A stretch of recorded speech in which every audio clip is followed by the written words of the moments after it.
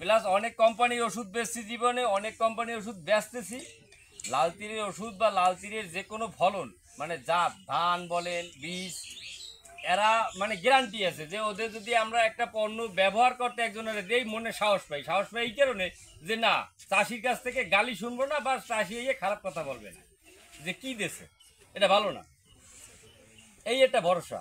অতএব আমার প্রতি সবার প্রতি অনুরোধ থাকবে এইটা যে সবাই ভালো মানের বীজ ব্যবহার করবেন, প্লাস সার কীটনাশক দেখে কিনবেন। আমি দোকানদার বলি যে কি আমার থেকে আনতে পারি সেরকম না, অনেক দোকানদার আছে।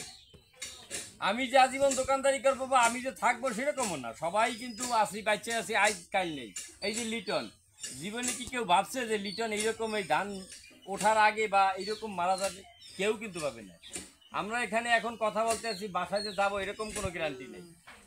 অতএব সবার প্রতি অনুরোধ থাকবে যে চাষ এমন একটা জিনিস যে সবাই আগে নিজের বুঝতে হবে যে আমি যে কাজটা করতেছি আসলে সঠিক কিনা। আমি যদি না বুঝি একজনের পরামর্শ লব, কিন্তু পরামর্শ একজন না দুইজনের লব। যেহেতু যে একজন যদি দেয় যে ওনার পরামর্শ ভালো লাগে না, আরেকজনটা লব। তার যদি দেয় যে না